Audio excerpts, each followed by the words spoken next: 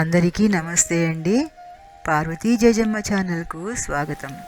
ఈరోజు తోటలో విశేషాలు, వర్షాల తర్వాత తోట ఎలా ఉంది, పువ్వులు కాయలు ఏమున్నాయి, మొక్కలు ఎలా ఉన్నాయో ఒక్కసారి మీకు చూపించాలి అని ఈ వీడియోనండి. ఈ గులాబీలు చూసారా ఎంత బాగా వచ్చాయో. కాస్త వర్షాలు పడేసరికి చాలా హెల్తీగా, చాలా పచ్చగా బాగా అయ్యాయండి. ఇది చూడండి, ఇది మొత్తం పుదీనా కోసమే వదిలేశాను. అందులో ఈరోజు కలుపు మొక్కలు అవి తీసి శుభ్రం చేసామండి.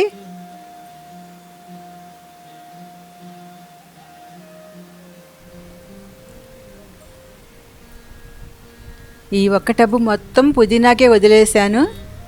అందులో రణపాల మొక్కలు కూడా ఉన్నాయండి. వర్షాలు పడిన తర్వాత మొక్కలన్నీ బాగున్నాయి, కానీ కలుపు మొక్కలు కూడా బాగా ఉన్నాయండి. అవి ఇంకా బాగున్నాయి.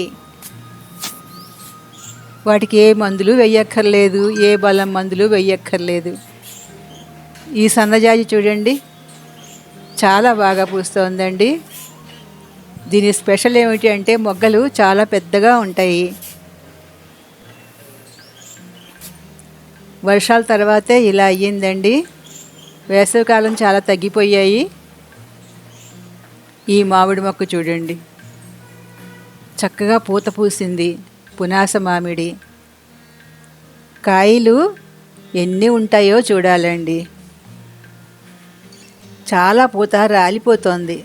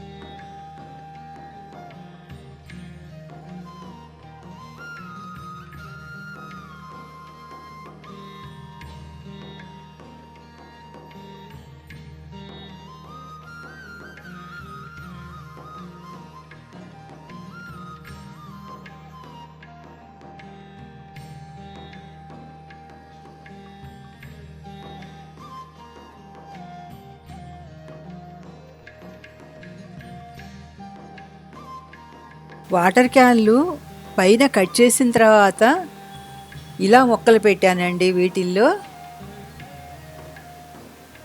వీటిల్లో కూడా ఆకుకూరలు వేసుకోవడానికి, చిన్న చిన్న మొక్కలు వేసుకోవడానికి చాలా బాగా పనికి వస్తుంది. ఈ మొక్క ఒకటి చైనీస్ మనీ ప్లాంట్ అట.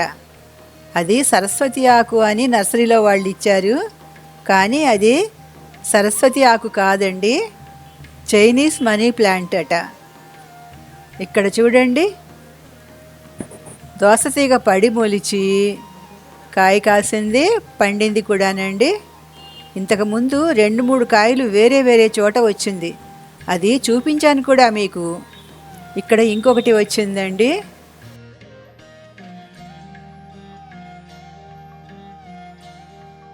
మందారం మొక్కకి అల్లుకుని ఇలా కాసిందండి. ఇది బార్బడోస్ చెర్రీ. దాని ప్రక్కనే ఇక్కడ ఇంకొక దోసతీగ అల్లుకుంటోందండి. ఇది కూడా నేను వేసింది కాదు, అదే పడి మొలిచి అల్లుకుంటోంది. చిన్నప్పుడే పీకేద్దామనుకుంటున్నాను, కానీ మర్చిపోయాను. పెద్ద అయిన తర్వాత తీసేయడానికి ప్రాణం ఒప్పలేదండి. ఇదేమో దానిమ్మ మొక్క. ఇవి చూడండి, బ్లాక్ మిర్చి. చాలా బాగా వస్తున్నాయండి ఈ బ్లాక్ మిర్చి.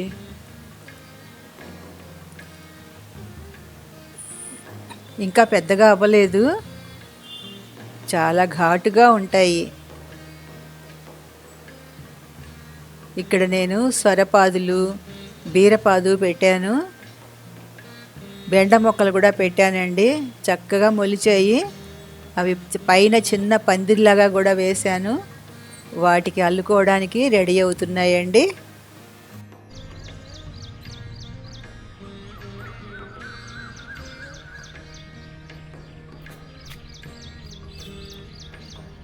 ఇది విరజాజి మొక్క అండి. ఇది కూడా చాలా బాగా పూస్తోంది. ఇంతకుముందు మీరు చూసింది సన్నజాజి, ఇది విరజాజి అండి. సన్నజాజి ఎప్పుడూ పూస్తూనే ఉంటుంది. విరజాజి మాత్రం సీజనల్ అండి. మే నెల నుంచి డిసెంబర్ వరకు పూస్తాయండి.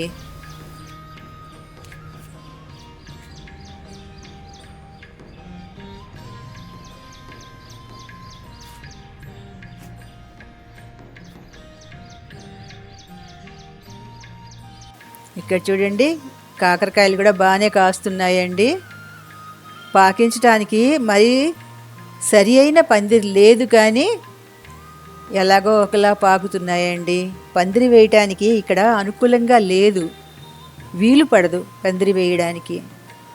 అందుకే అలా పైకి వచ్చేసి కాస్తూనే ఉన్నాయండి, పర్వాలేదు. ఈ గార్డెన్ ఇప్పుడు సగం కూడా చూడలేదండి. ఇంకా సగం కంటే ఇంకా ఎక్కువే ఉంది.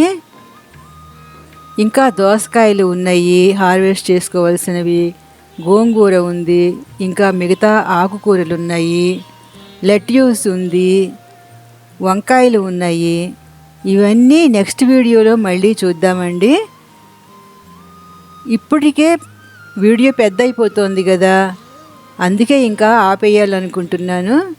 నెక్స్ట్ వీడియోలో మిగతా భాగం చూద్దామండి. మీకు ఎలా అనిపించింది నా గార్డెను? ఎవరైనా ఇప్పటి వరకు మొక్కలు పెట్టని వారు ఎవరైనా ఉన్నారు అంటే ఈ వీడియో చూసి కొద్దిమంది అయినా మొక్కలు పెడతారు అని ఆశిస్తున్నాను అండి. ఇవి శంకుపూల విత్తనాలండి. అదేనండి, అపరాజిత అని కూడా అంటారు కదా. విత్తనాలు పంచొచ్చు, కావలసిన వారికి ఇవ్వచ్చు అని చెప్పి ఈ విత్తనాలన్నీ సేకరించి పెట్టానండి.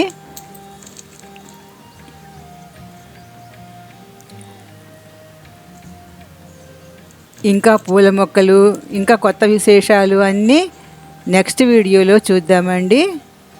వీడియో చూసినందుకు ధన్యవాదాలండి.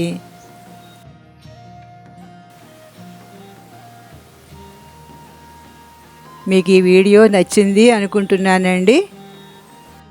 సర్వే జనా సుఖినో భవంతు. మీకు ఈ వీడియో నచ్చినట్లయితే లైక్ చేసి కామెంట్ పెట్టండి.